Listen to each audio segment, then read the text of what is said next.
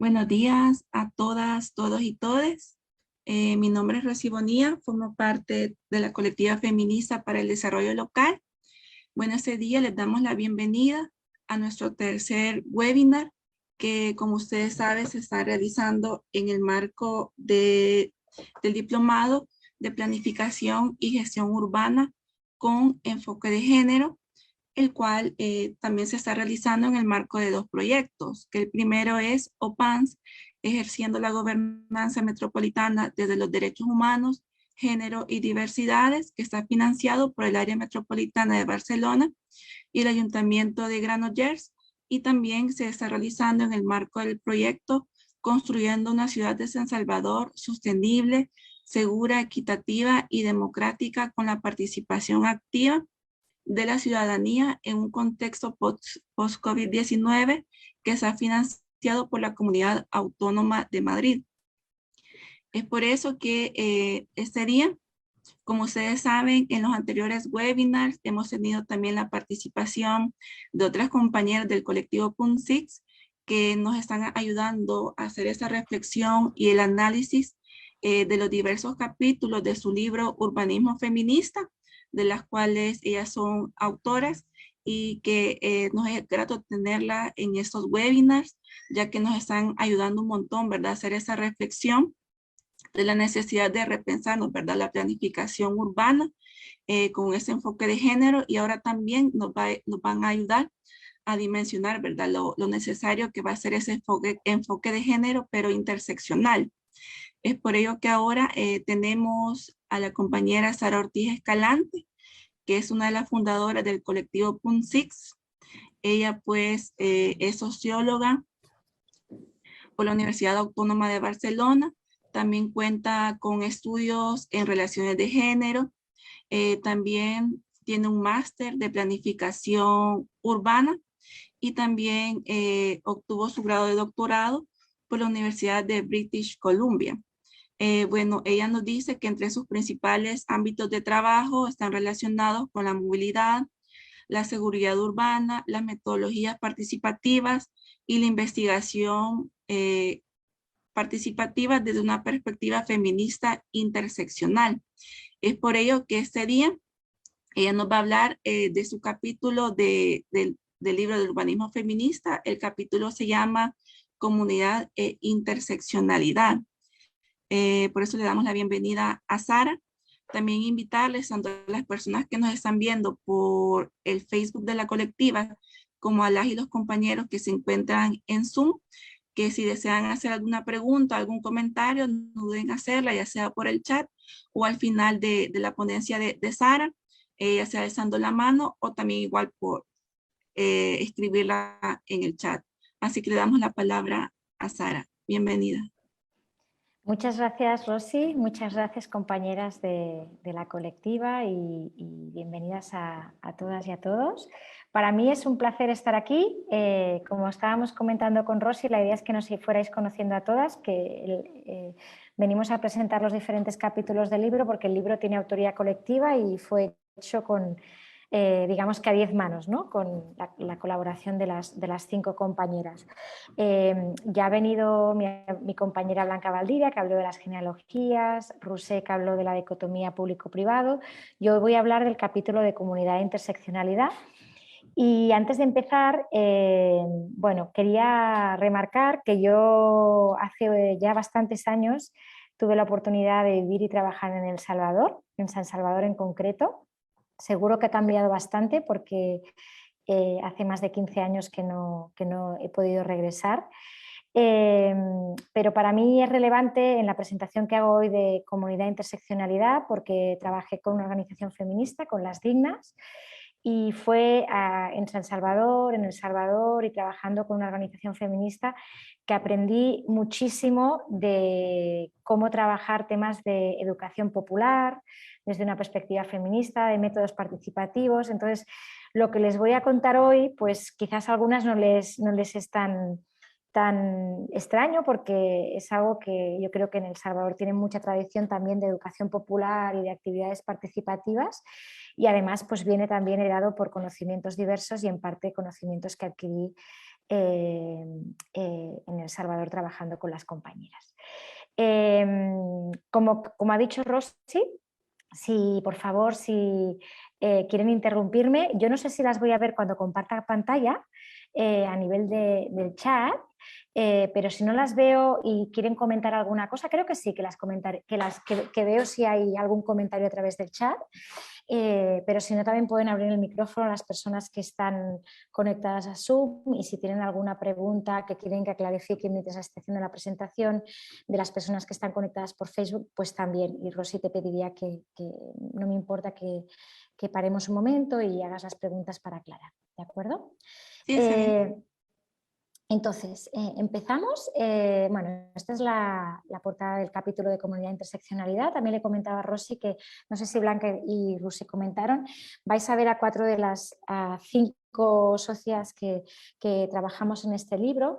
4 de nosotras hacemos la presentación verbal, pero es muy importante matizar y resaltar que los dibujos que se incluyen en el libro son de la 5ª socia, de Marta Fonseca, que ella, pues las personas tenemos diferentes maneras de expresarnos, ¿no? Y ella es la que a través de estos bocetos le da imagen a muchos de los temas de los que hablamos en este libro, ¿de acuerdo?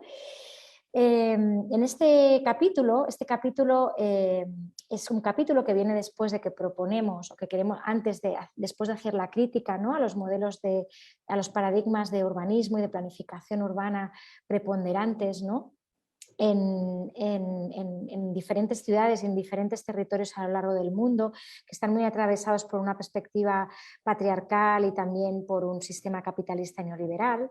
Y el capítulo de comunidad interseccional tiene sentido porque para que cuando el urbanismo feminista toma la vida cotidiana como fuente de análisis y transformación, se debe basar en 2 pilares clave. Para nosotros hay 2 pilares clave del urbanismo feminista, que Blanca, cuando habló de los pilares, ya los mencionó.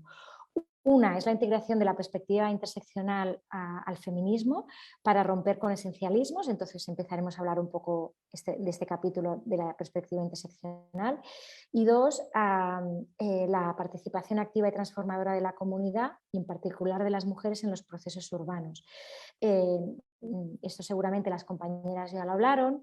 Nosotras consideramos que para romper las jerarquías que existen también en temas de planificación urbana, es importante romper jerarquías entre disciplinas, ¿no?, que no es solo un ámbito de la arquitectura o de la ingeniería, sino que es un ámbito que también incluye muchos ámbitos sociales y económicos, pero también implica romper jerarquías entre quién y quién no tiene el conocimiento. Entonces, para nosotras, las personas que habitan un territorio, que lo viven, ya sea porque viven ahí, porque trabajan, porque realizan su vida cotidiana en ese territorio, son las máximas expertas de ese territorio. Entonces, no podemos planificar un cambio, una transformación, una mejora sin conocer de primera mano, a través de su participación activa y de su implicación en todo el proceso, sin saber cuáles son sus necesidades, cuáles son las problemáticas que encaran en su comunidad, en su colonia, en su municipio.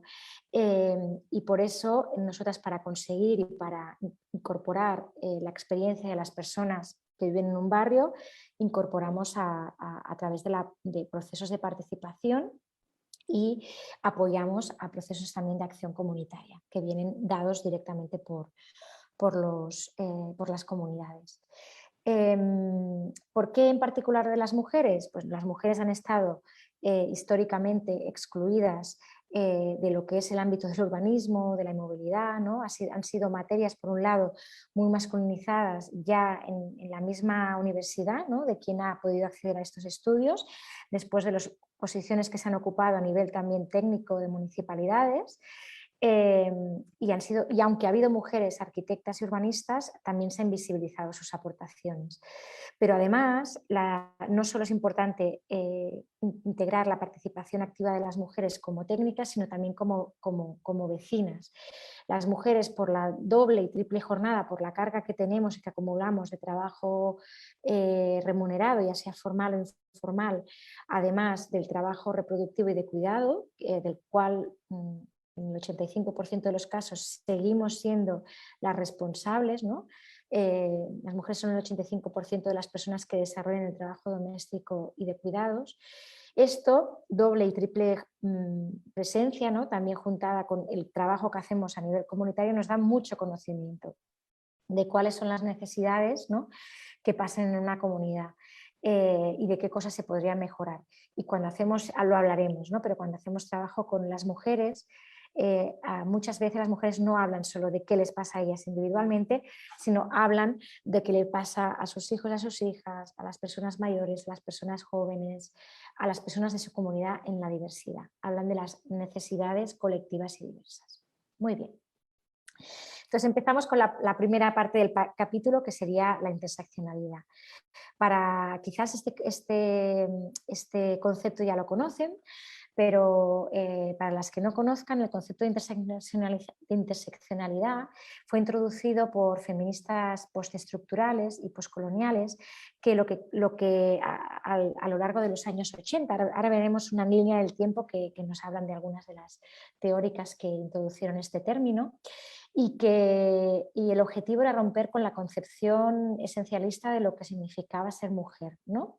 Porque no todas las mujeres, o sea, las mujeres y los hombres y las personas no binarias son diferentes entre sí, pero las mujeres, ¿no?, entre nosotras también somos diferentes y diversas, ¿no? Entonces la interseccionalidad lo que examina es cómo se interrelacionan los diferentes sistemas estructurales que nos atraviesan, el de género, pero también la racialización, la clase social, la identidad sexual, si tenemos algún tipo de diversidad funcional, sensorial o cognitiva, el origen, ¿no?, de dónde somos, el estado migratorio también, ¿no?, cómo impacta, cómo atraviesa nuestras vivencias, porque todos estos sistemas estructurales identitarios también crean jerarquías de poder y privilegios, ¿no?, que refuerzan las diferentes formas de opresión, intensificando muchas veces el sexismo, la heteronormatividad, el racismo, el clasismo, la homofobia, la lesbofobia, la transfobia. Muchas veces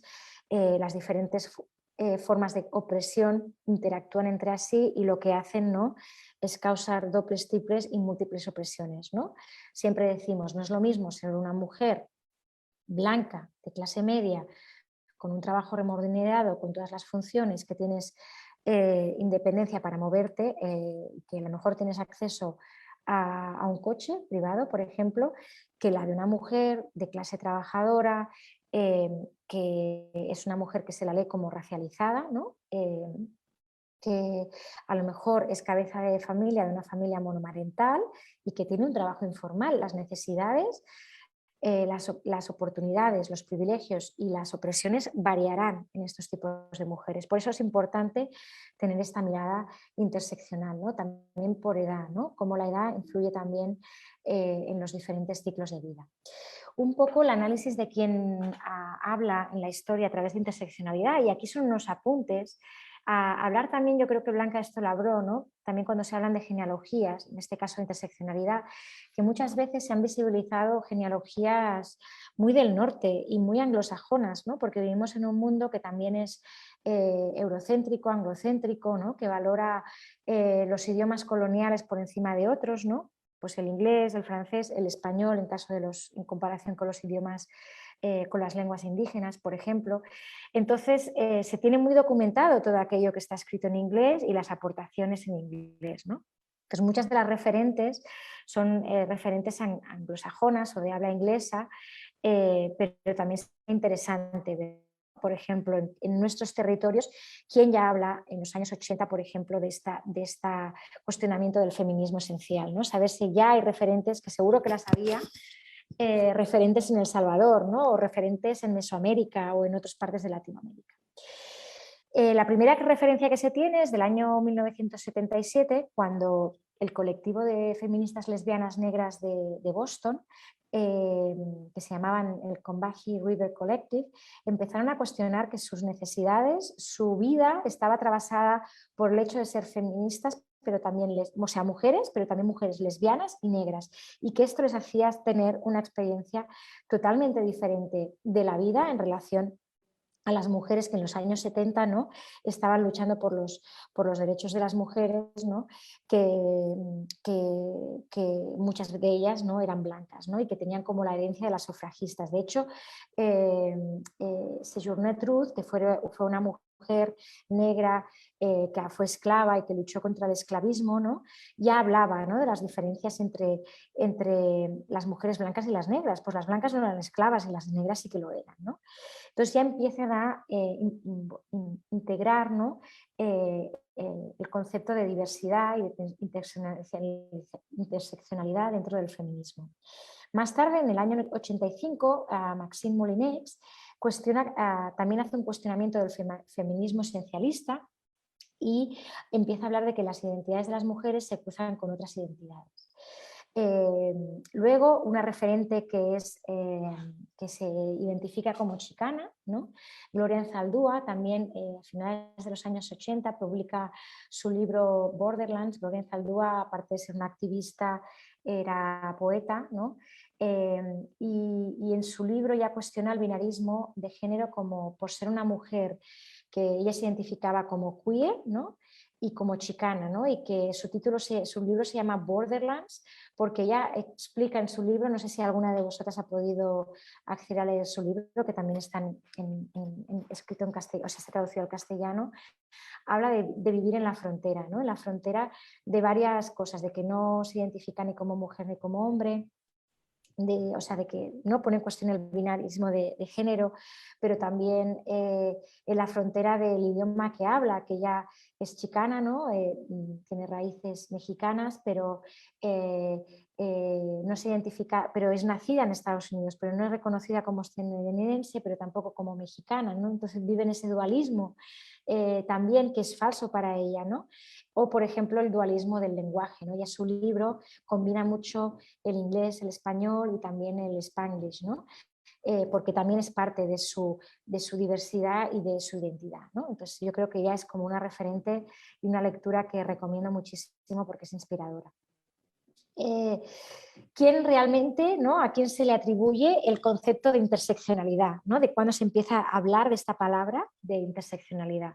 Es Kimberly Crenshaw, que ella es una legalista, una abogada, que ya en el año 89 empieza a hablar de la interseccionalidad y de cómo nuestras identidades, ¿no?, no solo son atravesadas por el género, sino que es tan importante el género como otras identidades, como es la raza, la edad, la clase social, la diversidad funcional, etc. Kimberly Crenshaw, al igual que Patricia Hill Collins, que es otra feminista afroamericana, ¿vale?, son las dos que han trabajado más el término de interseccionalidad, hablan muchísimo, ¿no?, de esta intersección entre el hecho de ser mujer negra y mujer negra en Estados Unidos, ¿no?, con toda la historia de esclavitud y de opresión que ha vivido la población afroamericana allá. Ella también tiene una charla muy interesante donde habla también y da datos, yo creo que la pueden buscar por YouTube, es posible, está en inglés, pero yo creo que tiene subtítulos en español, donde habla de la importancia de ver cómo el racismo también afecta diferente a hombres y mujeres, ¿no?, que muchas veces, por ejemplo, los medios de comunicación visibilizan las muertes, ¿no?, los homicidios de hombres negros, ¿no?, en Estados Unidos, ¿no?, víctimas, por ejemplo, de la violencia policial, institucional, racista, etcétera, pero reivindica que se visibilizan muy poco los datos de los feminicidios que se hacen contra mujeres negras, ¿no?, y que si se miran los datos son mucho más mayores los feminicidios contra mujeres negras que los homicidios contra hombres negros. En cambio, son datos que están más escondidos, ¿no? Entonces, bueno, hace como toda una explicación de la importancia de integrar una perspectiva interseccional, ¿no?, a la mirada a muchos temas, entre ellas a la violencia. Más recientemente, y pienso que también es importante también para lo que nos influye cuando hablamos de planificación territorial, urbana, de urbanismo, es lo que han aportado mujeres desde la geografía, desde el ecofeminismo o desde los movimientos feministas indígenas. Por un lado tenemos Jill Valentine, ella es una geógrafa feminista reconocida, ¿no? Una académica, que ella habla, ¿no? de también incorporar la interseccionalidad, entendiendo que los espacios o el espacio también es como una variable que nos atraviesa como identidad de las personas, ¿no? Habla de que la identidad de los espacios es producido y estabilizado por la repetición de las identidades interseccionales de los grupos dominantes que los ocupan, y que básicamente los espacios se valoran de acuerdo al valor que le dan los grupos dominantes que los ocupan, ¿no? Y esto tiene que ver con lo que Rusia hablaba la semana pasada del valor que se le ha dado al espacio público, ¿no? En comparación al espacio privado, ¿no? ¿Por qué? Porque el grupo dominante de hombres, ¿no? De masculinidad hegemónica que ha ocupado los espacios públicos son los que les ha dado importancia al espacio. En cambio, el espacio privado, entre comillas, ¿no? Y el espacio del hogar, de las tareas domésticas, ha sido desvalorizada porque las mujeres no hemos sido vistas como grupo dominante, ¿no? Como un grupo privilegiado, ¿no? Entonces, todo esto atraviesa también cómo las mujeres, desde una perspectiva interseccional, vivimos de manera diferente los espacios, ¿no? Y atraviesa lo que decimos, ¿no? De que una mujer pública se enfrenta a ciertas cosas porque nuestra sociedad ha definido que una mujer pública es aquella que utiliza el espacio público para vender su cuerpo, ¿no? Por otro lado, la ecofeminista Nina Laik, ella también habla de que hemos de trabajar el término de interseccionalidad en relación a la naturaleza, que somos seres, ¿no? Y que hemos de entender también cómo nos atraviesa la relación con otros seres vivos, ¿de acuerdo? Y cómo nos atraviesa también la relación entre el espacio, digamos, urbano con el espacio natural que rodea las urbes, ¿no? O esa desconexión que muchas veces hay entre las ciudades y las zonas naturales, ¿no? Cómo atraviesa también las experiencias interseccionales de las personas y en su experiencia como en el ámbito de su vida cotidiana y en la experiencia de los territorios. Y por último, quiero nombrar a las feministas indígenas mesoamericanas, ¿no? Y también, sobre todo, Lorena Camnal, ¿no? Que ella es de un grupo indígena, una comunidad indígena de Guatemala, ¿no? Que es la que empezó a promover el término de territorio cuerpo-tierra, ¿no? También hablando un poco de lo que Nina Laik habla, ¿no? De que no podemos hacer una frontera entre el territorio tierra, ¿no? El espacio físico donde vivimos, donde estamos, en la tierra que nos acoge, ¿no? Para vivir, y el territorio cuerpo, ¿no? Y lo hablan mucho desde cómo el territorio cuerpo de las mujeres es leído de manera muy diferente por parte de si eres una mujer o si eres un hombre, y que también, ¿no?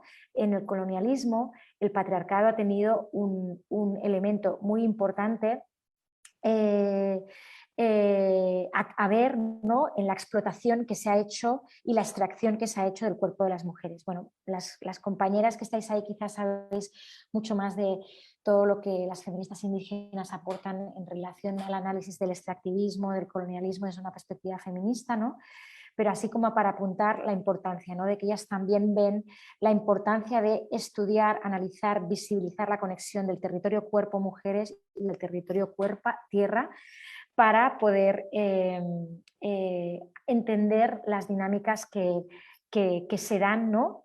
Coloniales, patriarcales, neoliberales en los territorios, ¿de acuerdo? Y cómo nos atraviesan en nuestras vivencias. Muy bien, bueno, hasta aquí sería como la introducción a la interseccionalidad. Esto es un resumen de muchísimos años de mujeres, tanto en la práctica, en el activismo, ¿no? Como las feministas indígenas, como en la teoría, que están en la academia, que han trabajado temas de mi cuerpo, territorios de derecho, dice una compañera, creo, del el Rosario, que no sé tu nombre.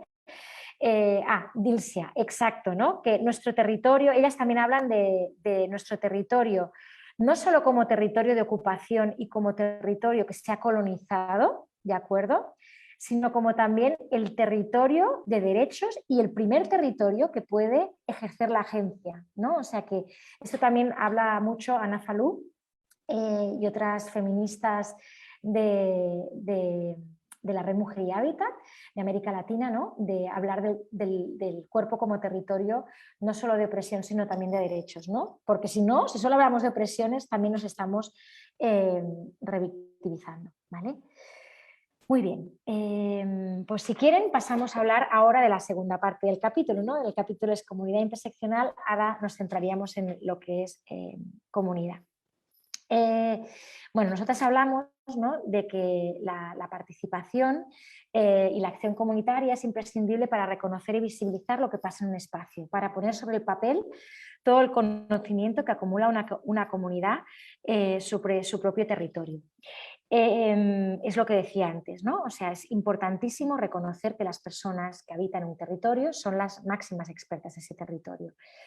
Para poner en juicio de valor también el capítulo del libro que hablamos, que se llama el urbanismo desde fuera y desde lejos. El urbanismo se ha planificado muchas veces desde el despacho, desde delante de un computador, encima de un plano, a una escala, sin entender qué pasaba a la escala de calle, a la escala de comunidad, y entendiendo que lo que pasaba ahí le pasa igual a una niña de 4 años que a una mujer de 80, que a una mujer de 45, cuando sabemos que las realidades son muy diferentes, ¿no? O que a un chico joven de 15.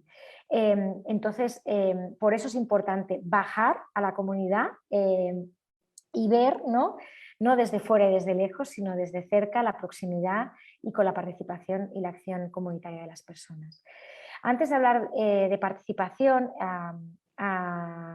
bueno, hablar un poco de que también esta visión, ¿no?, lo que aporta el feminismo, ¿no?, y a esta visión de romper con estas jerarquías de conocimiento y a integrar la participación activa de las personas, ¿no?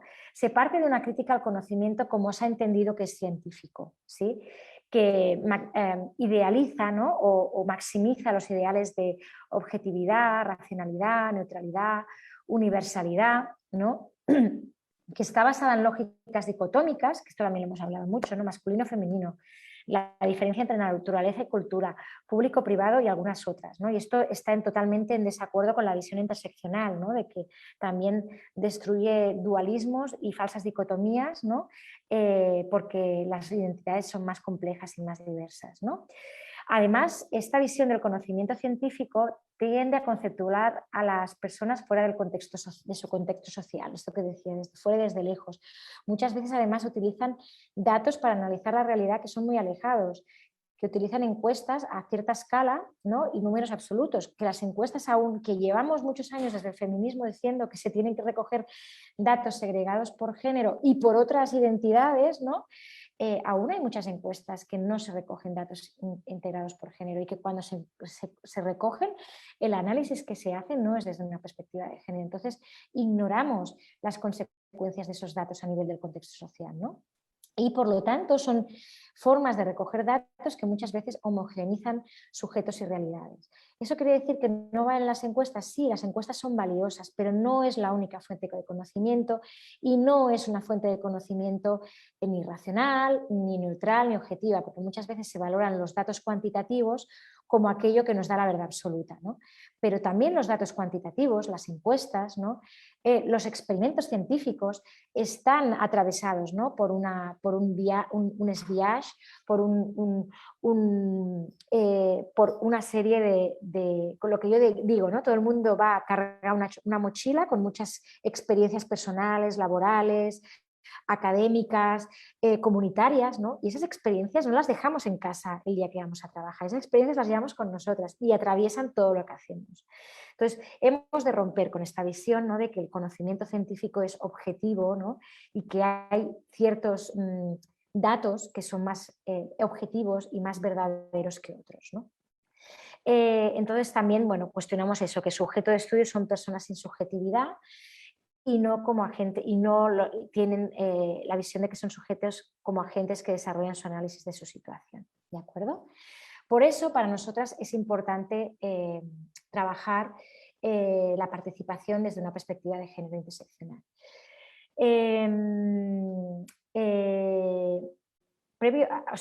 Consideramos que nosotras proponemos una serie de herramientas de participación comunitaria, os voy a explicar algunas de ellas, ¿no?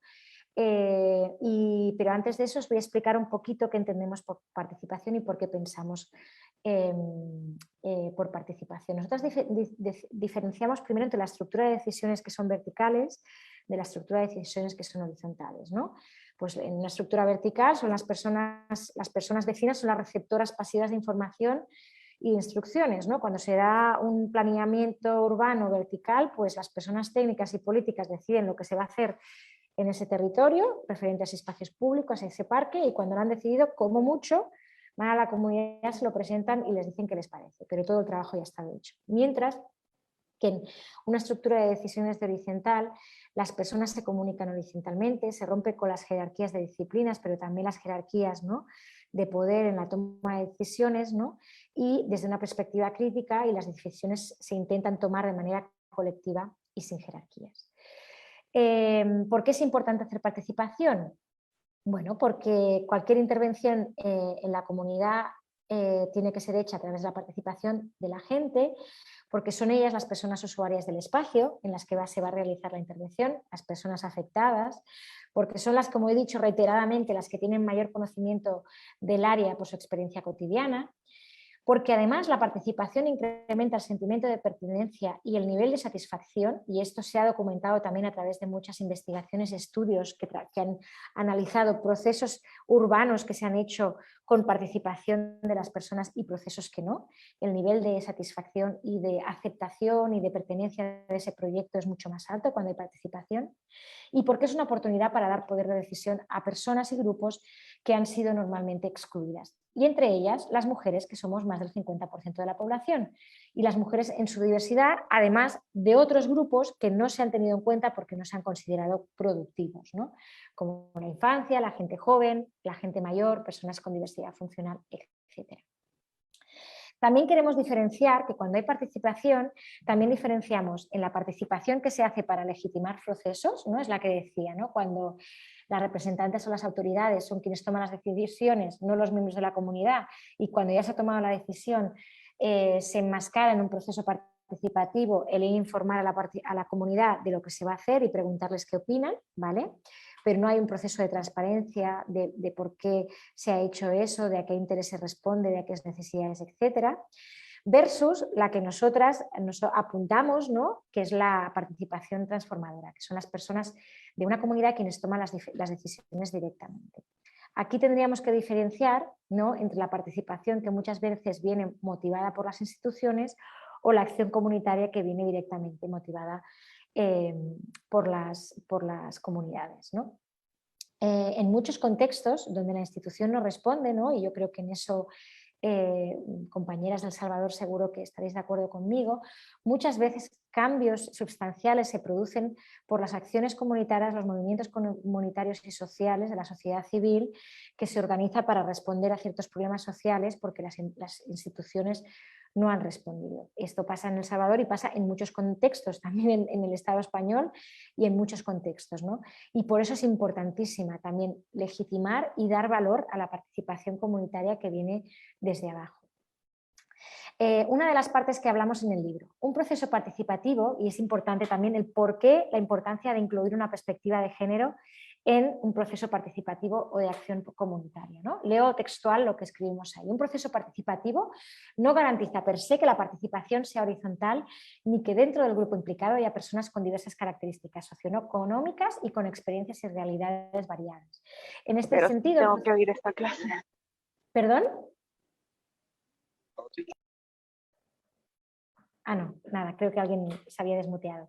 En este sentido, en procesos participativos mixtos, en contextos europeos, es más común encontrar a cierto tipo de persona, de mediana edad, europeas, de clase media, hombres con intereses económicos.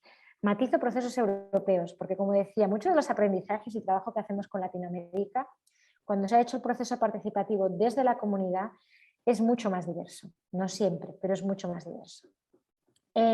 Esto no quiere decir que otros tipos de personas no tengan nada que aportar, pero muchas veces el espacio en que se realiza, el formato y el contenido de la participación o sus canales de difusión no rompen con las estructuras predominantes que perpetúan los roles de poder y como consecuencia otro tipo de subjetividades se sienten excluidas. Es decir, muchas veces, ¿no?, cuando una institución llama a la participación, llamamos a que las personas vengan a participar porque queremos hacer, transformar el Parque de la Libertad. Vengan el día lunes a las 8 de la tarde a tal lugar, ¿sí? Si no, encaramos a quién estamos llamando, si no pensamos los horarios, cosas que ahora voy a entrar, ¿no?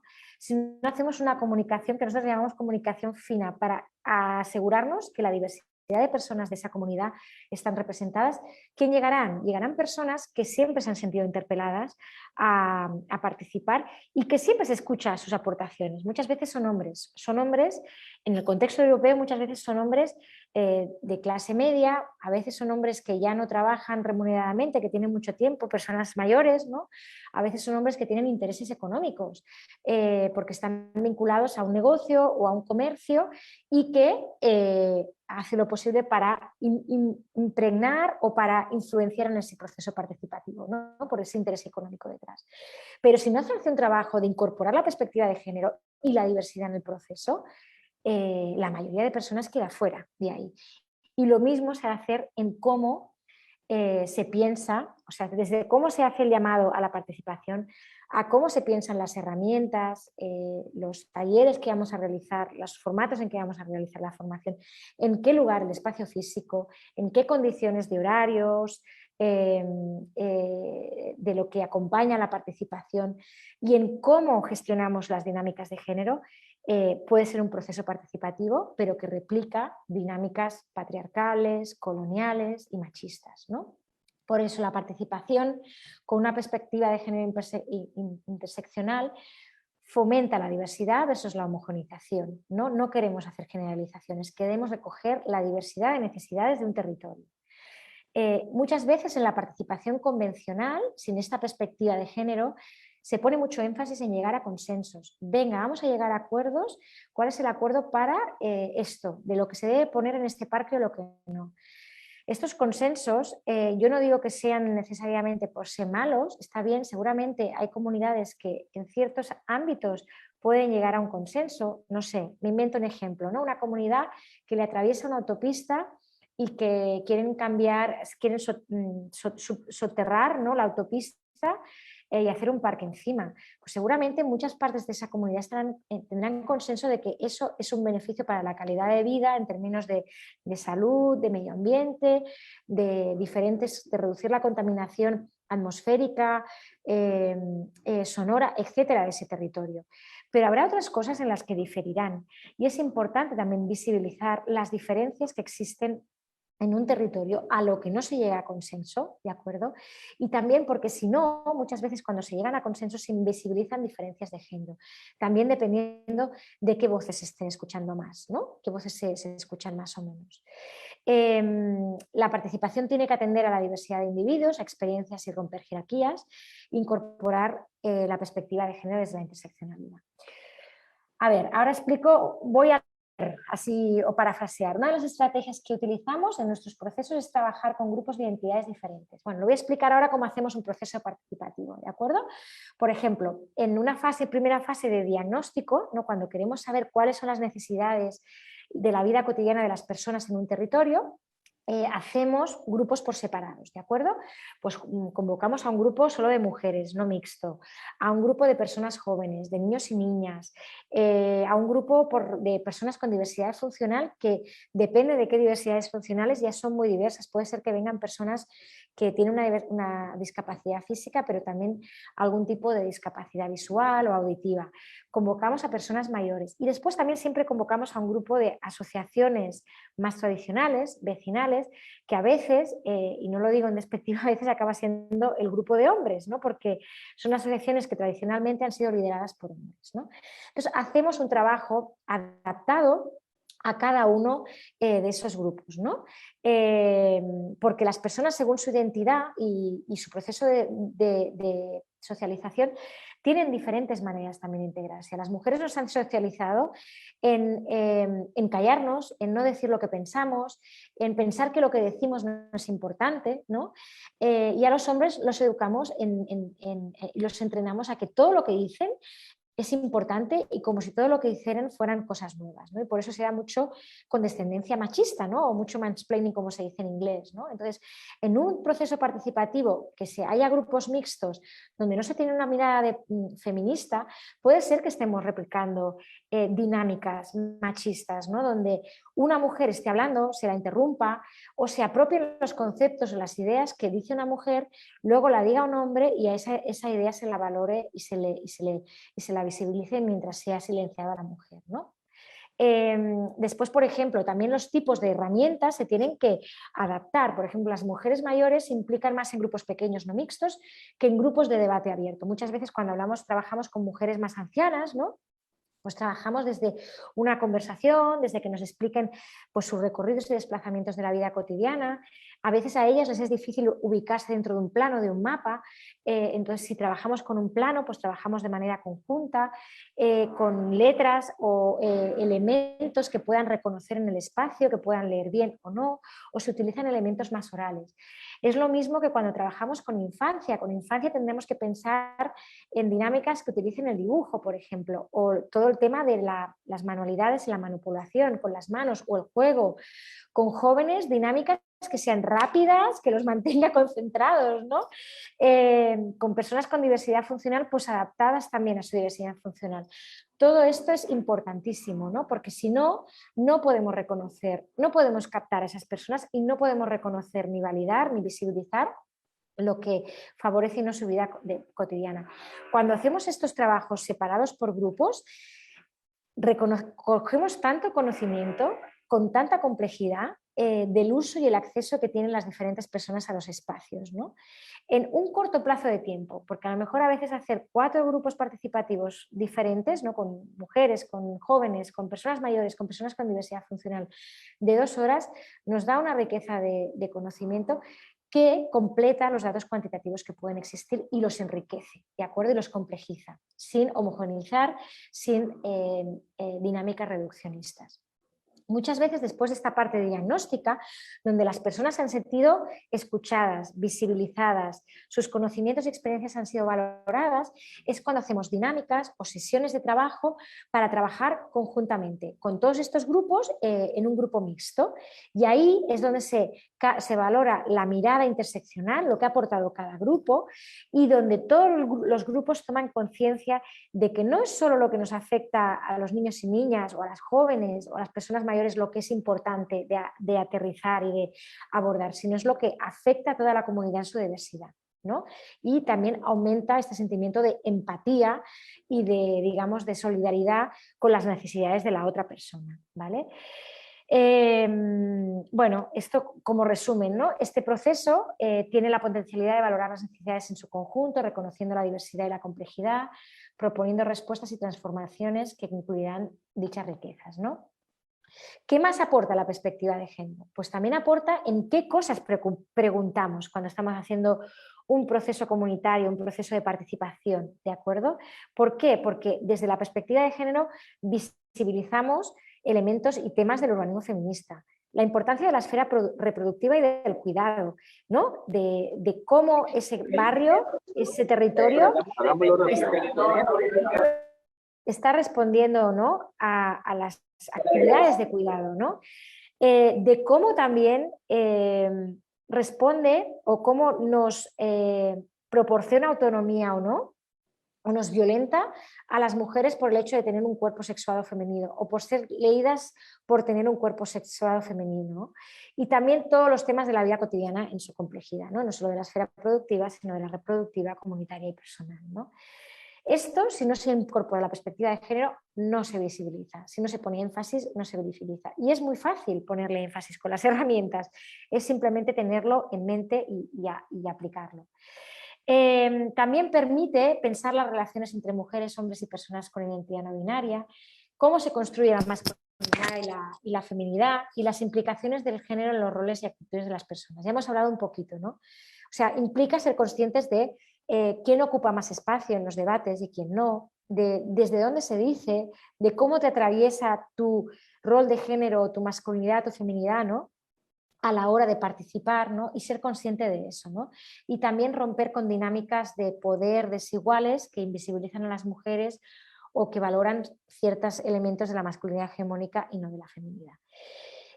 Y por último, también es una manera de sensibilizar y de tomar conciencia crítica para cuestionar el modelo imperante también de participación. Entonces, en la práctica, la participación con perspectiva de género interseccional, ¿esto quiere decir que solo vamos a trabajar con mujeres? No. Las personas que participan no tienen por ser solo ser mujeres, ser solo mujeres.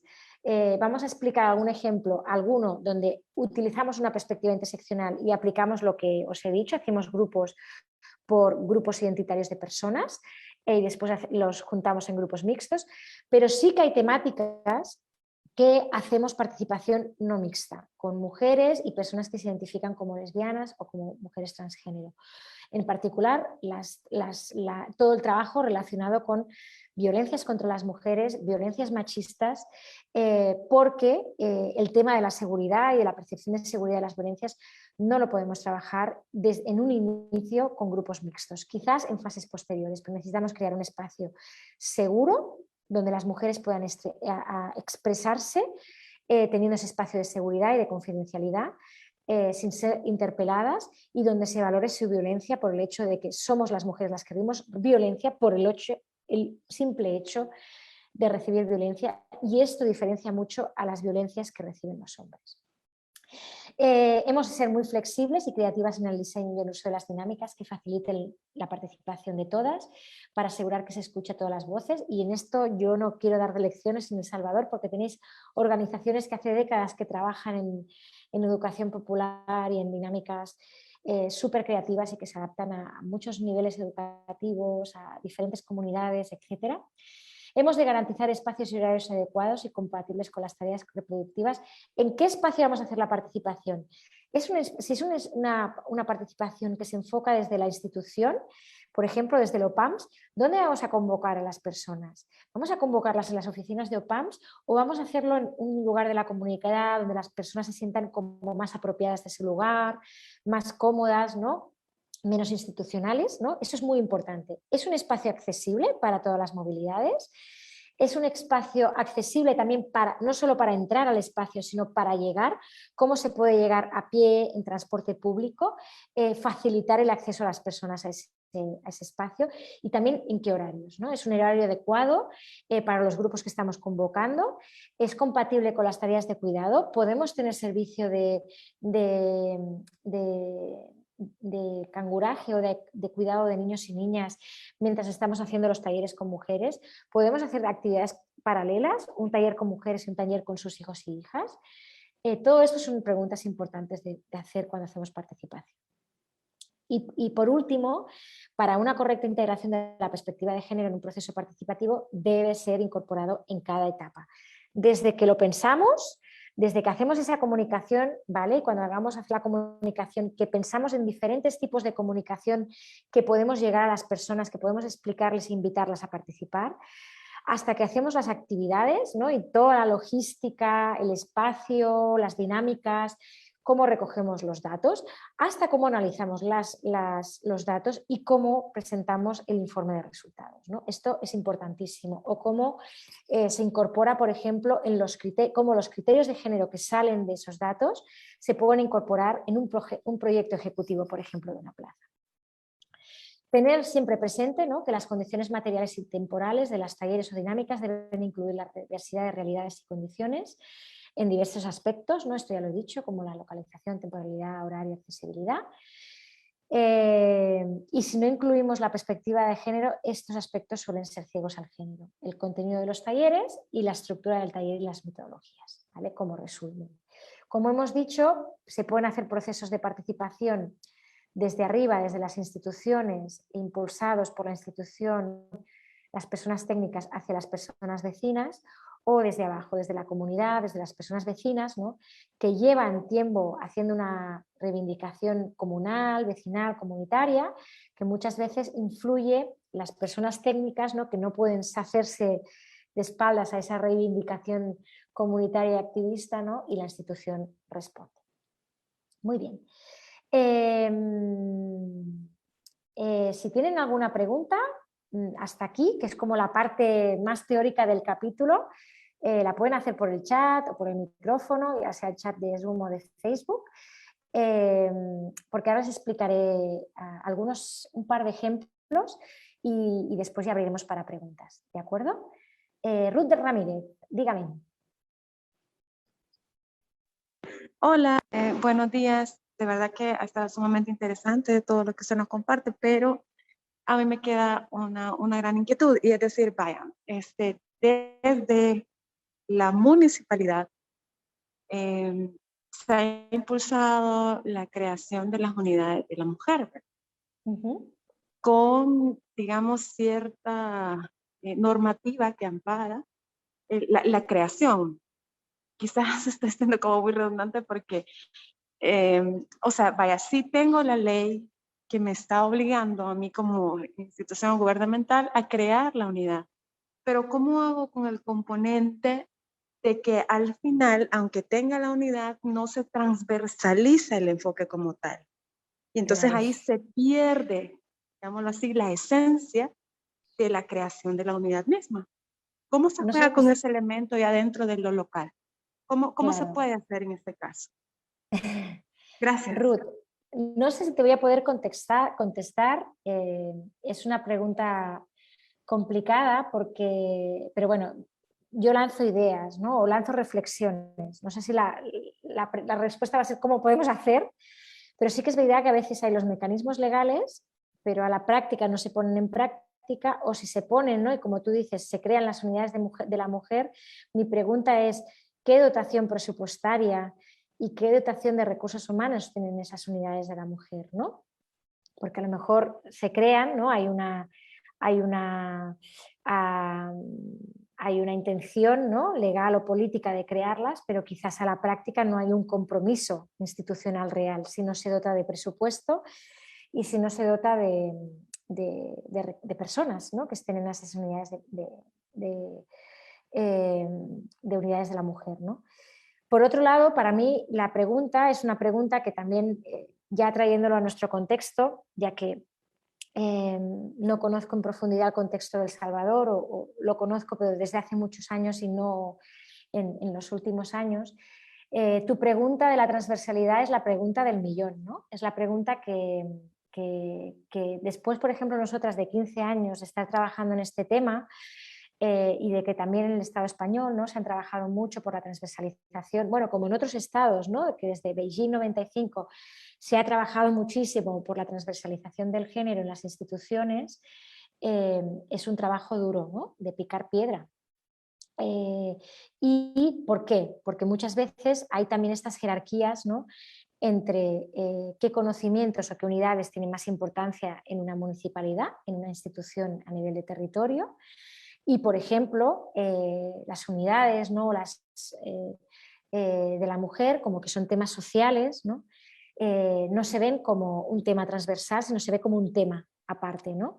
Mientras que, por ejemplo, todo lo que tiene que ver con el urbanismo, la movilidad, como son disciplinas que se han valorado, que se han sido tradicionalmente masculinas, que se les ha puesto mucho presupuesto, ¿no? Y que llevan mucho dinero y mueven mucho dinero detrás, se les ha dado mucha importancia, ¿no? Y además digamos, muchas veces se han cerrado en sí mismas sin tener un trabajo transversal, no solo con unidades de mujer o con áreas de igualdad o de políticas de género, sino con muchas otras áreas de la propia municipalidad o de la propia área metropolitana. Ya puede ser servicios sociales, ya puede ser temas de medio ambiente incluso, temas de vivienda también incluso, ¿no? Que a veces no están conectados con temas de espacio público o temas de movilidad, ¿no?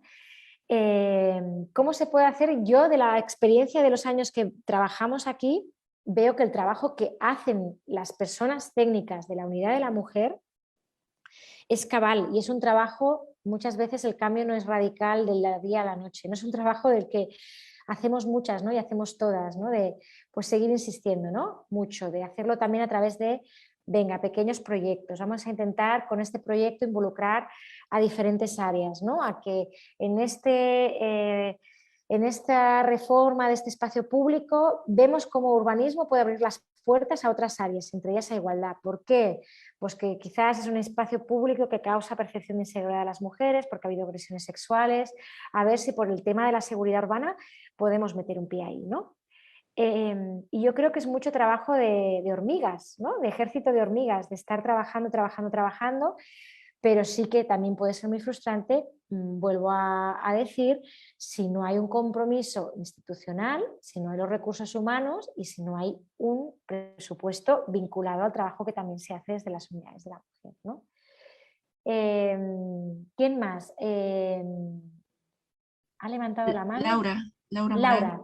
que no veía su nombre, perdón, veía la cara y la mano, pero no veía su nombre. Laura, ¿quieres agregar a esto que decía? ¿Quieres Hola, bueno, apuntar a la reflexión?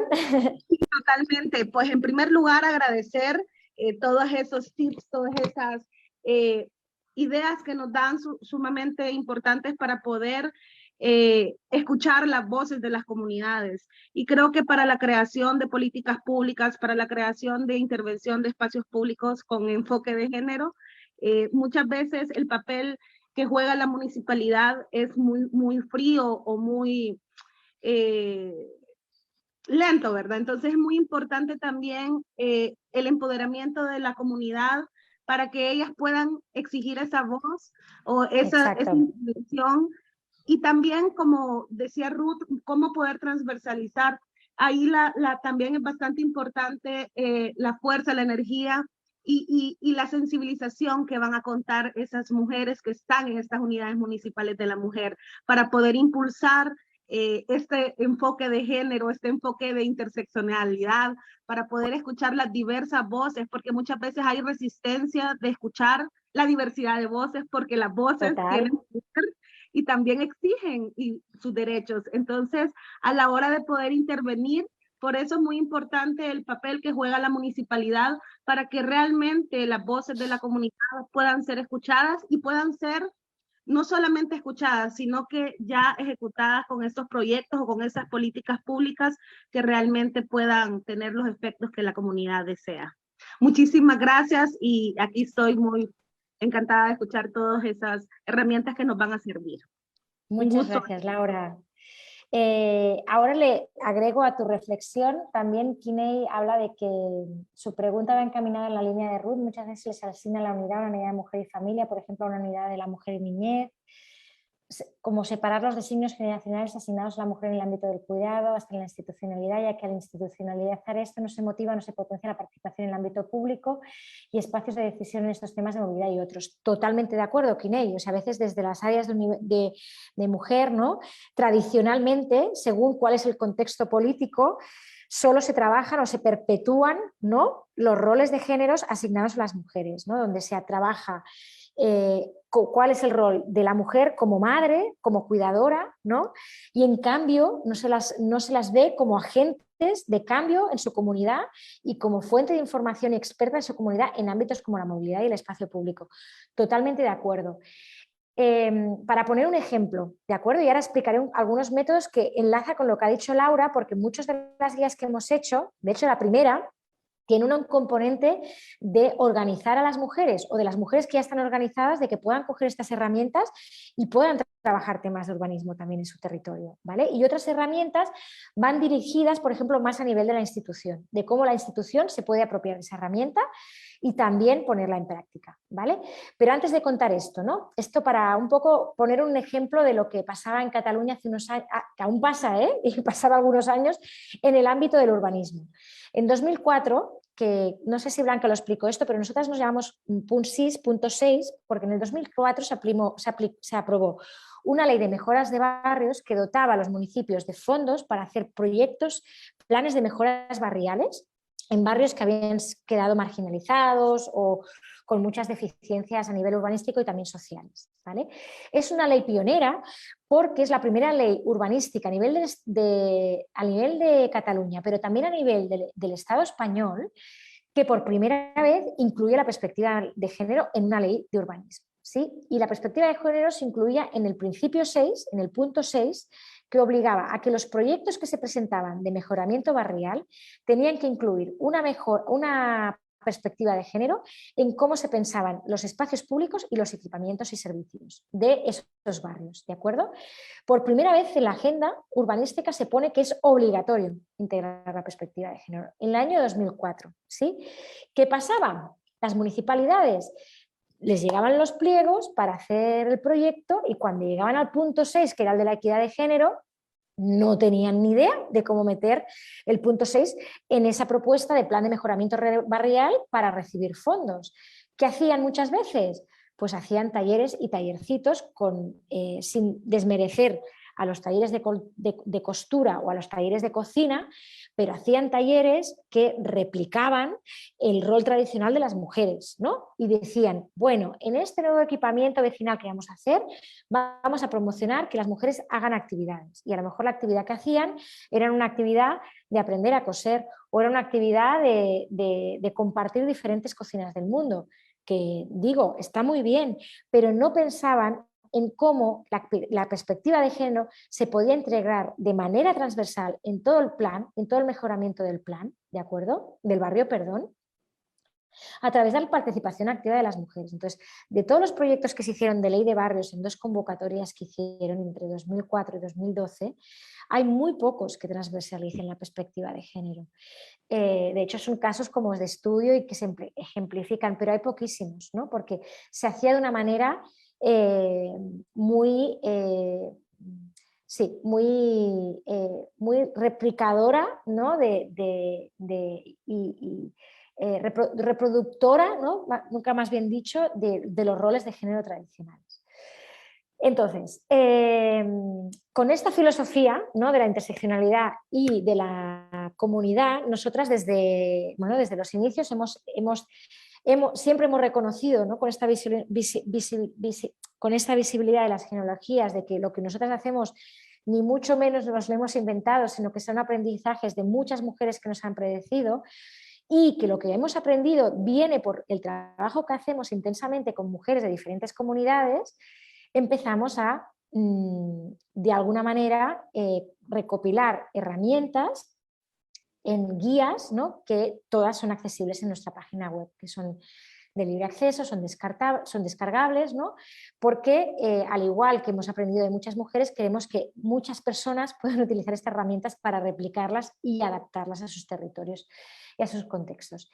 Una muy querida es la primera, Mujeres Trabajando. Se titula Mujeres Trabajando porque entre 2009 y 2011, si no me equivoco, durante 6 años estuvimos haciendo talleres que estaban pagados por el Instituto de las Mujeres de Cataluña con asociaciones de mujeres de diferentes municipios de Cataluña, ya fueran de grandes ciudades, fueran de pueblitos chiquitos, fueran municipios de montaña, de costa, interiores, etcétera, que eran mujeres que pedían este taller al Instituto de las Mujeres porque querían pues trabajar el tema de la participación de las mujeres en la construcción de territorio, y vamos a hacerles un taller de urbanismo con perspectiva de género, ¿no?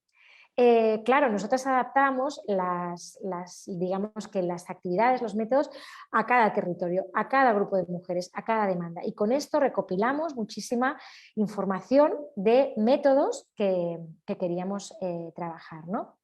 Y por eso quisimos recopilarlos y de alguna manera devolver, ¿no? todo lo aprendido a esas mujeres que nos habían dado tanto y a otras mujeres que ya estuvieran organizadas o que no, pero quisieran trabajar temas de urbanismo en sus territorios, ¿no? de alguna manera presionando, ¿no? también a las municipalidades para trabajar en esto.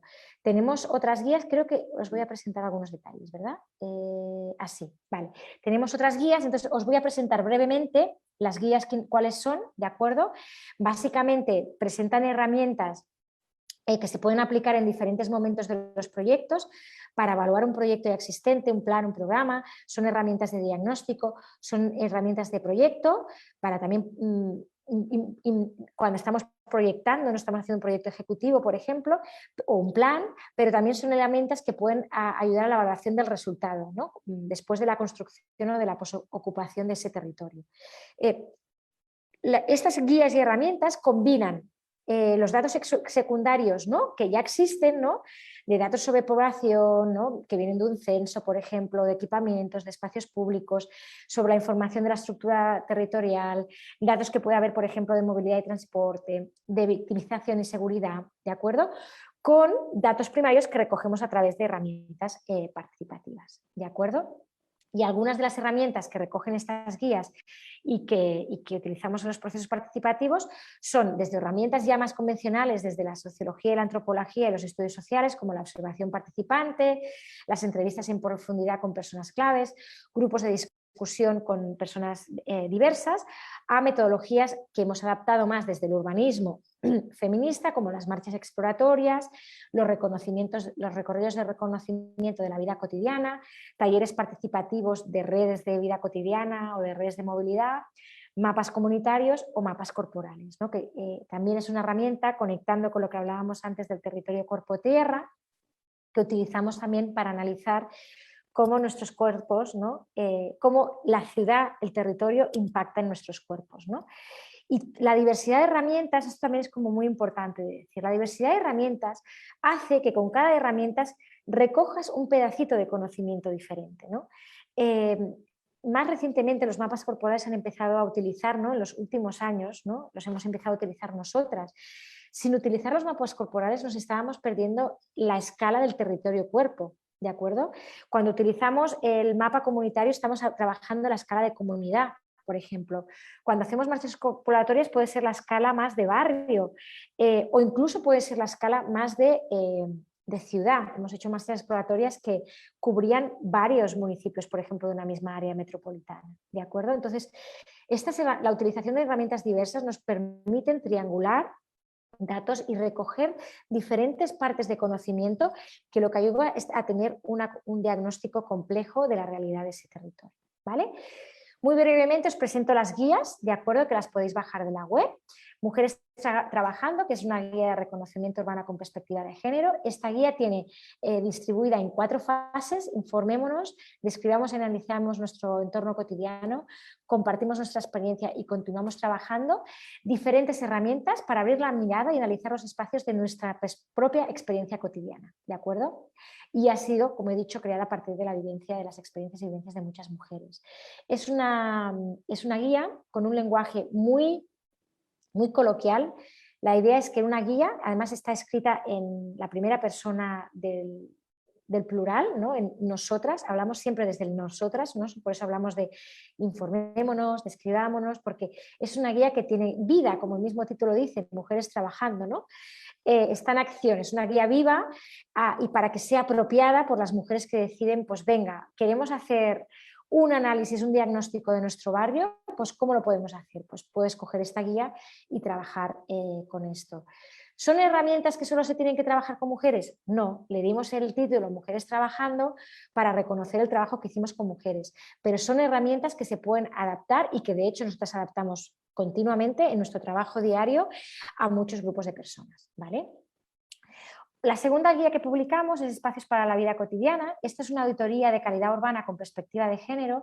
Esto viene del trabajo de la tesis doctoral de Adriana Chocolete, que conoceréis en la última sesión de la presentación de capítulos, y que básicamente es una guía muy dirigida a la institución porque presenta un sistema de indicadores para evaluar la calidad urbana con perspectiva de género. Son indicadores cualitativos que, bueno, después de aplicarlos permiten evaluar cómo son las cualidades urbanas de proximidad, diversidad, autonomía, vitalidad y representatividad a 3 escalas diferentes: a la escala de un equipamiento cotidiano, por ejemplo, un centro de salud, a la escala de un espacio de relación, por ejemplo, un parque, y a la escala más de colonia y red cotidiana, y bueno, también incluye herramientas que permiten cuantificar aquellas cualidades que favorecen la vida cotidiana, porque el sistema de indicadores te permite sacar un número que te sitúa en un espectro u otro de la calidad urbana y permite sistematizar y hacer un seguimiento de los proyectos. Es una herramienta que muchas veces funciona muy bien con las municipalidades para evaluar proyectos que han hecho y empezar a hacer un trabajo posterior de transformación. La tercera guía es Entornos habitables, es una auditoría de seguridad urbana con perspectiva de género en la vivienda y el entorno. De esto ya hay guías hechas mucho anteriormente por las canadienses, pero también por las mujeres de la red Mujer y Hábitat de América Latina, de las que formáis parte, donde ya se incluían todas las herramientas de las caminatas exploratorias, etc. Lo que aporta esta guía, que se hizo fruto de un proyecto de cooperación también con la ciudad de Cali en Colombia, es que queríamos aplicar esto también a la escala de vivienda, rompiendo también con el dualismo de espacio público y privado y reconociendo que las violencias no tienen fronteras y las violencias pasan desde el espacio más privado del hogar hasta el espacio público. Entonces, es una guía que además de incluir herramientas para analizar las violencias de género y las percepciones de inseguridad, proporciona acciones propositivas y recomendaciones para incorporar la perspectiva de género en los diferentes principios de seguridad, señalizado, visible, vital, vigilado, equipado y comunitario, a diferentes escalas, desde el interior de la vivienda hasta los conjuntos de vivienda o las zonas residenciales, ¿de acuerdo? Hasta el entorno de los conjuntos de vivienda, hasta el entorno barrio o colonia, que es como le llamarían en El Salvador. Una de las últimas guías que hemos publicado es Patios Coeducativos. Esta es una guía específica y enfocada en la transformación feminista de los espacios educativos y en particular de los patios escolares. Es un trabajo que hemos hecho con otra cooperativa de mujeres que se llama Coeducació, que hacen todo un trabajo de educación no sexista y de educación feminista. Bueno, qué decir, yo es que habiendo trabajado con las dignas, pues este trabajo lo llevan haciendo muchísimos años y luego se empezó a hacer también desde el Ministerio de Educación, de trabajar el tema de la coeducación y la educación no sexista, así que de alguna manera es como un trabajo que también se ha replicado aquí en el Estado español y básicamente nosotras hicimos una guía también a través de un proyecto que hicimos con 2 escuelas de aquí de la ciudad de Barcelona, donde se trabajó la transformación del patio en todas las fases de transformación. Primero, haciendo todo un trabajo de formación e información con las personas, ¿no? De la comunidad educativa, con maestras y maestros, con niños y niñas, con familias, con personas monitoras, ¿de acuerdo? Donde de alguna manera se formaron en temas de educación no sexista. Después todo un trabajo de análisis, de observación, de diagnosticar cómo funcionaban los patios. Después de identificar, ¿no?, cuáles eran las dinámicas de género y de poder ver cómo se podían cambiar y repensar y reequilibrar y trabajar los patios también, ¿no?, haciendo ya una fase más propositiva, y después de transformación. En este caso, en estos 2 patios de estas escuelas de Barcelona, se hizo una transformación comunitaria con toda la comunidad educativa, donde se transformó el patio y las pistas que se utilizaban solo para el fútbol o para el básquetbol también se diversificaron, se incrementaron el espacio verde, el espacio de juego tranquilo, etcétera, etcétera. Y nuestra última guía, que también está como enfocada a las instituciones, ¿no?, y además ha sido pagada por 2 instituciones, por el Banco de Desarrollo de América Latina y hecha en el contexto de la Ciudad de Buenos Aires, de la Secretaría de Movilidad y Transporte, es esta guía de movilidad cotidiana con perspectiva de género, que es una guía metodológica para la planificación y el diseño del sistema de movilidad y transporte.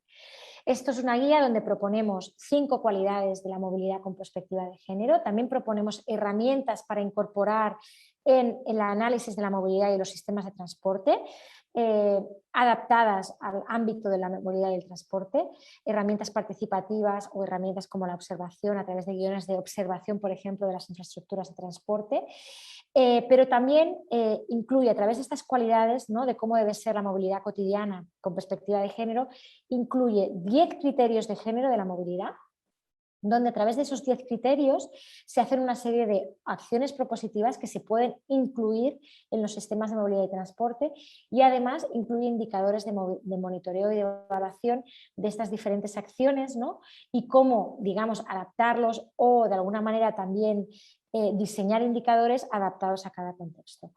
Bueno, muy recomendada también, yo pienso que se puede adaptar a diferentes contextos de América Latina. Aunque Argentina nos quede muy lejos y quede en el sur, ¿no?, en el cono sur, pero que seguro que se pueden sacar cosas de ahí, ¿de acuerdo? Bueno, y una vez presentadas un poco las guías, ¿no?, quiero acabar con ejemplos de algunos proyectos que hemos hecho desde esta visión de la participación con una perspectiva de género interseccional. Quiero explicar muy rápidamente 2 proyectos que hicimos impulsados desde la institución, de acuerdo, desde el Ayuntamiento de Barcelona, donde se hizo participación de género con grupos diversos con una mirada interseccional. Y después quiero hablar de un ejemplo de participación comunitaria hecho exclusivamente con mujeres y dar pinceladas de otros proyectos que hemos hecho desde participación comunitaria que viene más desde la base con organizaciones hechos con mujeres exclusivamente. ¿Vale? El primero, que es un proyecto que nos encanta, que quizás Blanca se hizo referencia a él, es un estudio participado para la colocación de bancos en el distrito del Ensanche en Barcelona. Este es un proyecto que surge de un proyecto piloto de presupuestos participativos de la ciudad, donde se presentaron diferentes proyectos que las vecinas y vecinas quisieron, y las personas mayores promovieran que existieran un estudio de dónde colocar los bancos en sus barrios para que pudieran acompañarlos mejor en sus desplazamientos cotidianos, entendiendo que el banco es un elemento, una infraestructura de cuidados esencial para la vida de las personas mayores, porque hay personas mayores que por tener movilidad reducida o por ser mayores necesitan pararse, descansar en sus recorridos, pero también es un elemento de socialización, ¿de acuerdo? Entonces el estudio que se hizo con grupos de personas mayores, la mayoría eran mujeres también las que participaron, aunque era un estudio mixto, donde se analizaba cuáles eran las necesidades específicas de las personas mayores en relación a los bancos, cómo que tenían que ser atendidas y cómo se podían ubicar dónde se podían ubicar los elementos necesarios para garantizar, por ejemplo, el descanso, la autonomía, el ocio y las relaciones de la gente mayor. La manera en que diseñamos este proceso participativo muestra un poco cómo hacemos nuestros procesos participativos. Primero hicimos una primera sesión de introducción y de preparación donde se presentó el proceso participativo a las personas mayores, se les explicó el objetivo del proyecto, la metodología, cómo se haría, se acabó de hacer la programación de las actividades con ellas y se hizo un pequeño ejercicio preliminar para empezar a recoger ya información sobre las necesidades de las personas mayores en relación a su movilidad y a la ubicación de bancos. La segunda sesión ya fue diagnóstica, se hizo un taller de diagnóstico sobre un mapa, ¿no?, de su barrio, de su colonia, donde se les pedía describir las necesidades desde la vida cotidiana y hacer propuestas.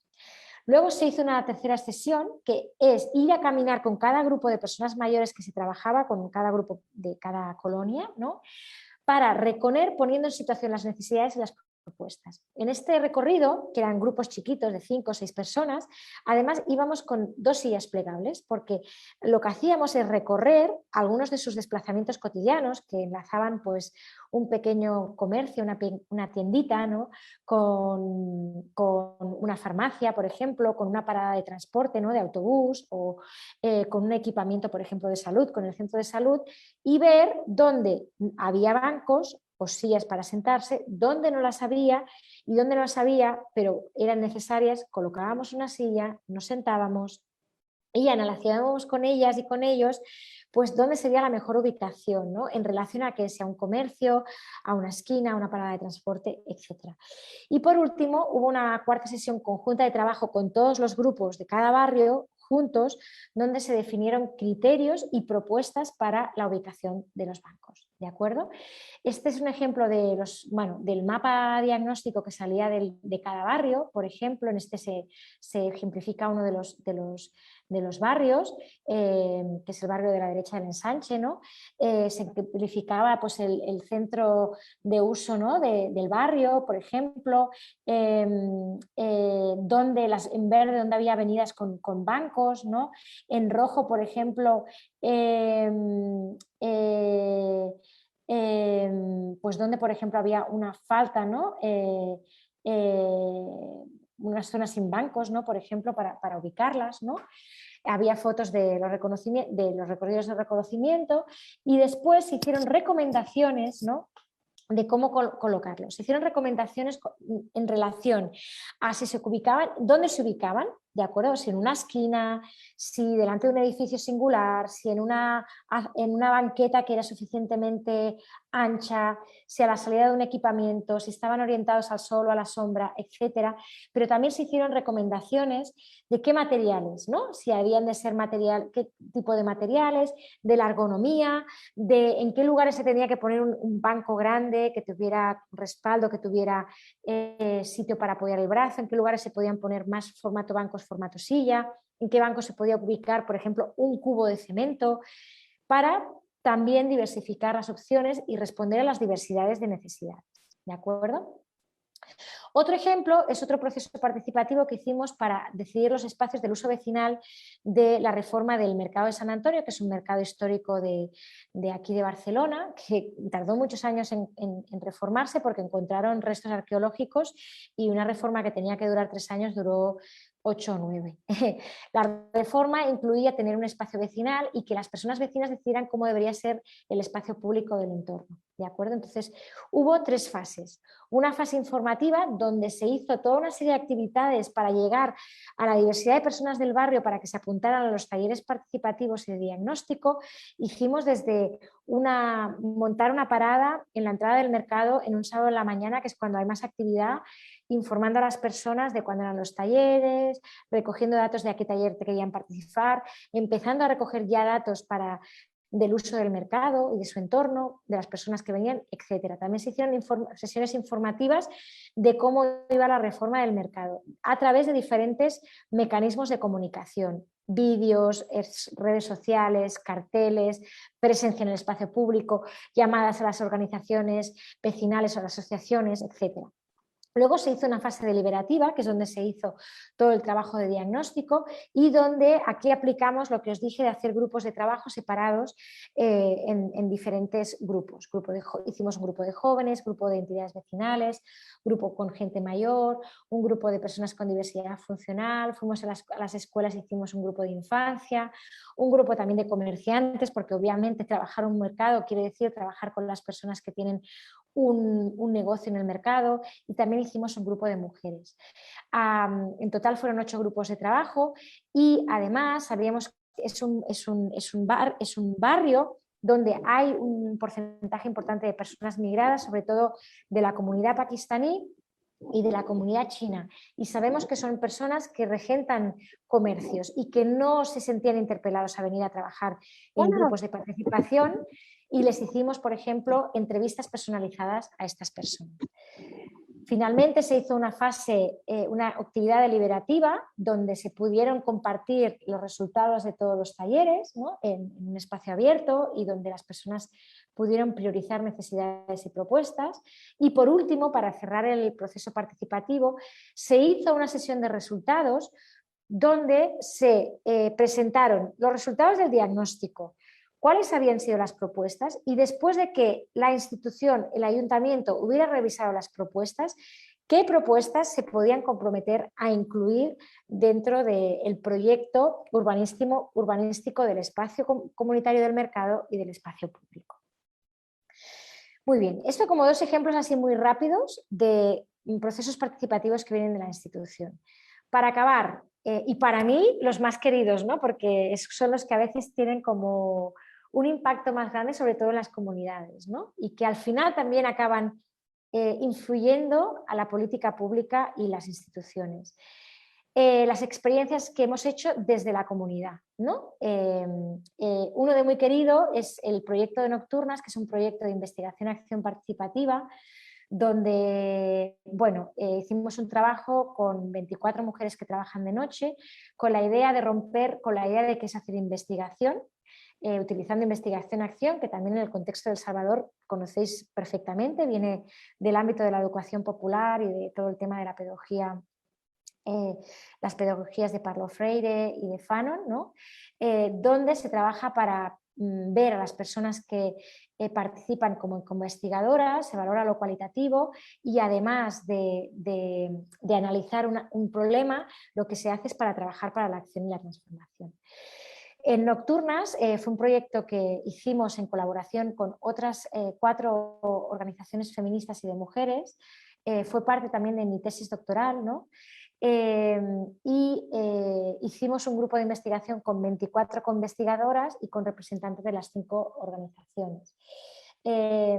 También hicimos 4 fases en el proyecto. En la fase 2 también utilizamos diferentes herramientas participativas para analizar cómo el hecho de que las mujeres trabajaran de noche, cómo eso impactaba en su vida cotidiana.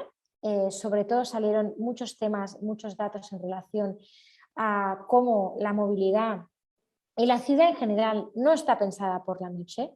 La movilidad en transporte público se para, pero la movilidad a pie, por ejemplo, se ve muy impactada por las violencias y los acosos sexuales y las agresiones sexuales contra las mujeres y por lo tanto por percepciones de inseguridad también de las mujeres, ¿no? Fue un trabajo súper bonito, no me voy a detener a explicarlo.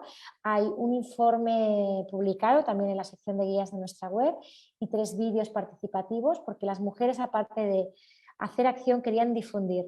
El grupo de mujeres trabajadoras de noche es un grupo muy invisibilizado y poco organizado, porque su vida consiste en trabajar de noche, dormir poco y cuidar de día. Entonces les da muy poco tiempo para participar. En ese sentido, aplicamos una ética del cuidado, en espaciar mucho los talleres que hicimos con ellas, ¿no? A horarios y en lugares convenientes a ellas, muchas veces, por ejemplo, incluso en sus espacios de trabajo, ¿no? Antes de entrar a su jornada, ¿no? Por ejemplo, hubieron 12 de las 24 trabajaban en hospitales, en limpieza o bien como enfermeras, y hacíamos las actividades en una sala del hospital antes de que empezaran el turno de noche. Y también pues cuidando mucho cómo nos comunicábamos, sus tiempos, de lo que querían hablar, cuáles eran sus prioridades, etc. Entonces, los resultados fueron, pues recogimos desde el impacto que tiene el trabajo nocturno en la salud física, emocional y las relaciones sociales, ¿no? Los efectos encarnados y corporales. Esto lo pudimos recoger también a través de todo el tema de mapeos corporales. Todo el conocimiento que tienen las mujeres a escala metropolitana, porque eran mujeres que vivían y se movían a escala metropolitana, vivían en un municipio metropolitano, trabajaban en otro, pero para desplazarse al trabajo debían atravesar diferentes municipios y también tomar diferentes modos de transporte, y eso les hacía ser grandes conocedoras del territorio metropolitano, de conocer en detalle el espacio público y sus efectos en las percepciones de miedo y de seguridad, así como también pudimos recoger muchos datos de las movilidades cotidianas, tanto diurnas como nocturnas, datos cualitativos y contextuales, que muchas veces, a escala multiescalar, que muchas veces, hoy en día, siempre, aún, datos de movilidad y transporte son datos cuantitativos. Hay muy pocos datos cualitativos y se valoran muy pocos datos cualitativos. Y pudimos recoger riqueza de datos cualitativos. Y por último, el impacto que tuvo en las mujeres como planificadoras activas de su vida cotidiana nocturna y diurna. El hecho de utilizar esta metodología de investigación en acción feminista participativa fue también una herramienta de la potencial que tiene esta herramienta para que las mujeres sean agentes del urbanismo feminista transformado, ¿no? Bueno, aquí es como la imagen de los vídeos que están publicados en nuestro canal de YouTube. Después de hacer todo el diagnóstico, hicimos una presentación de resultados en una sesión conjunta que participaron alrededor de 100 personas. Se presenta el informe colectivo que tiene autoría colectiva, los 3 vídeos participativos que recogen desde imágenes de las actividades participativas a los testimonios de las mujeres que quisieron dar su testimonio, para recoger también la diversidad de experiencias, ¿no? Y esa interseccionalidad de que el trabajo nocturno impacta de manera diferente a las mujeres dependiendo de su vida y de sus identidades. Y esto también tuvo un impacto en la política pública. Se presentaron los resultados en diferentes administraciones públicas, entre ellas también en el área metropolitana de Barcelona, en el área de movilidad, y también tuvo mucha repercusión en los medios de comunicación. Y esto hizo que a nivel de política pública también tuviera repercusión. Esto, las compañeras de OPAMS que conocen a los compañeros de la movilidad de la AMB, sé que no lo van a reconocer la gente de movilidad de la OMB, pero en la reunión de presentación de datos del estudio estuvimos hablando, por ejemplo, del programa de paradas a demanda de los autobuses, ¿no? De pedir al conductor o conductora que en el horario nocturno pueda parar entre 2 paradas oficiales de transporte. Algo que me diréis, bueno, esto en Latinoamérica siempre ha existido, exactamente, pero aquí no, ¿no? Entonces es una práctica que también se hereda de otros territorios como Canadá, y les propusimos que eso sería algo que podría mejorar la percepción de seguridad de las mujeres, ya que reduce el recorrido entre la parada y el destino final, ya sea el trabajo, ya sea su casa, ¿no? Y luego la adaptaron, impulsaron un proyecto piloto en 2 líneas y creo que se están extendiendo a las diferentes líneas metropolitanas, y ahora las líneas de la ciudad de autobús también quieren implementarlo. Por ejemplo, nos invitaron a hablar en televisión, en la televisión pública de Cataluña, sobre programas de paradas a demanda, y la gente de ferrocarriles, de una compañía de ferrocarriles de Tren de Cataluña, vieron el programa y también quisieron trabajar este tema, y pudimos hacer una auditoría de seguridad en las estaciones con ellas y ellas. Entonces, o sea, esto para ejemplificar que el trabajo comunitario tiene impacto, y mucho, también en política pública, si es un trabajo que se hace también desde una perspectiva cuidada, ¿no? Y desde una ética del cuidado. Por último, esta visión también la hemos aplicado en otros proyectos que también vienen de la base. Creo que Roser os habló de la red comunitaria de cuidados en el entorno de la vivienda, que es un proyecto también que se hace con diferentes tipologías de vivienda y vecinas que quieren compartir infraestructuras de cuidado, o el proyecto que está liderando ahora Roser de Mujeres Cohabitando, de impulsar una cooperativa de vivienda solo con mujeres que quieren compartir también espacios de vida y espacios de cuidado, o el trabajo que venimos haciendo del estudio de movilidad ciclista en la ciudad de Barcelona desde el 2019, que ya llevamos 3 años, que como que la ciudad de Barcelona, quien está delante de las políticas en la ciudad, de las políticas de movilidad, no le interesa el tema de género, pues se planifica también sin esta perspectiva, y nosotras decidimos, a través de una pequeña subvención, empezar a visibilizar esta temática, y que también en cómo nos movemos en bicicleta afecta, dependiendo si somos mujeres y hombres, y hay impactos de género, ¿no? En la movilidad ciclista. Y con esto acabo dando las gracias por haberme escuchado esta hora y media, que es larga. y nada, si quieren también pues eso, aportar a la reflexión, hacer preguntas, comentarios, aquí estamos para lo que sea necesario, y ya está. Y muchas gracias.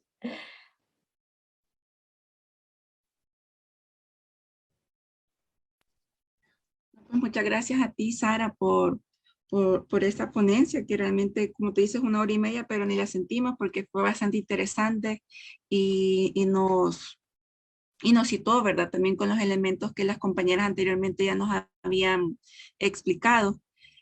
Bueno, de mi parte, por ejemplo, en las herramientas que tú nos mostrabas, por ejemplo, nosotros en la colectiva en el municipio de San Salvador, en años pasados ya hemos utilizado algunas. Por ejemplo, hemos utilizado las marchas o recorridos, hemos hecho los talleres también con las mujeres y juventudes, también los mapas de miedo, y creo que también, independientemente de la herramienta que utilicemos, siempre hay que tratar de tener como ese enfoque de género interseccional, ¿verdad? Porque a pesar de que tanto una mujer joven o una mujer adulta o una persona de población LGBTI sufran la misma violencia, digamos, en un parque, posiblemente hay rasgos o características que las van a diferenciar. Porque, por ejemplo, en las juventudes nos ha pasado de que a veces en esos talleres que hemos tenido no utilizan, digamos, el parque por el estigma que hay hacia la juventud. O una mujer trans u hombre trans que también ha sido parte de estos procesos, también manifiestan que no utilizan, digamos, también el parque por el estigma que hay hacia las personas trans. Y una mujer adulta no lo utiliza porque está muy solo o porque sufre acoso. Entonces, al final, o sea, sí se relacionan en que todos sufren violencia, pero muchas veces hay que también como conocer, ¿verdad? Y dar como esta mirada interseccional para conocer esas distintas voces. Bueno, no sé si alguien más de las y los compañeros que se encuentran.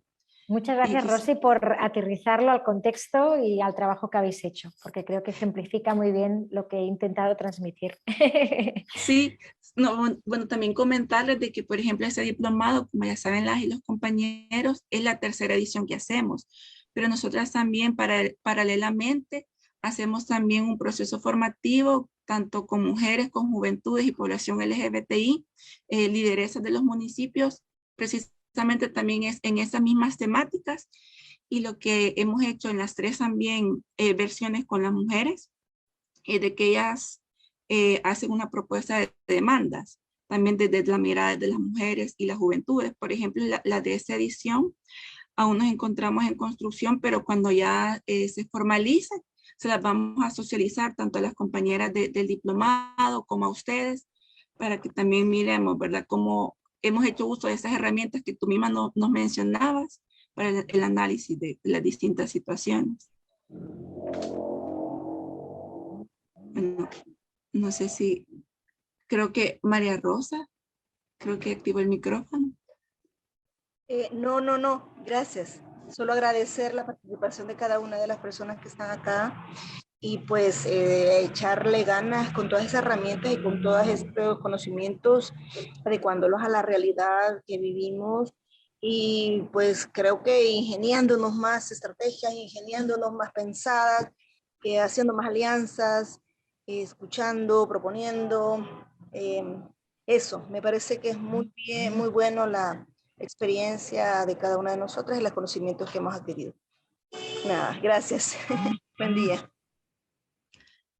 Bueno, en el chat, Carla Solano comentaba muchas gracias, súper bonita la ponencia, muy interesante. Dicen que sí podrían compartir la bibliografía mencionada sobre temas de urbanismo y planificación de espacios públicos. Felicidades. Y luego, Kiney sí dice, sí, muchas gracias por ampliarnos y brindarnos las herramientas para comenzar a implementarlas. Y creo que también en los comentarios del Facebook, dice Romeo India Rivas, sí, muy bonitas esas experiencias. Muchas veces hay que empezar con reuniones informales con las mujeres, juntarnos para tomar el café y de poco a poco entrar a la lucha para la igualdad entre hombres y mujeres. Y luego Ivette Chacón también dice que interesante proyectos, la metodología y la participación. Pues muchas gracias. Yo estoy compartiendo por el chat, si quieres también, Rosy, compartir en Facebook tanto el acceso directo a las guías en nuestra página web, que ahí las pueden descargar, de las herramientas que de las diferentes guías que he presentado, como también el enlace a descargar también el libro de Urbanismo Feminista, donde podéis encontrar más referencias, donde podéis encontrar las referencias también a las diferentes autoras que he mencionado en relación a la interseccionalidad, salen de ahí también. Y Virus Editorial es una cooperativa también que supongo que esto Blanca lo explicó en su día o Rusé, pero que además de que el libro es baratito, o sea, no es que sea muy caro, lo que pasa que también aún en muchos sitios de América Latina no ha llegado, pero al cabo de poco tiempo de haberse publicado el libro, aunque sea a precios asequibles para el contexto de aquí, lo que hacen es colgar el PDF en su web. Entonces, para las personas que no se pueden comprar el libro, o sea, que esto lo hacen muy pocas editoriales, entonces, para aquellas personas que quieran también acceder al libro, pues que pueden acceder a través de ese link. Sí, igual yo también ya lo coloqué en el chat del en vivo de Facebook para que las personas que nos están viendo y escuchando también puedan acceder a lo que nos comentaba Sara.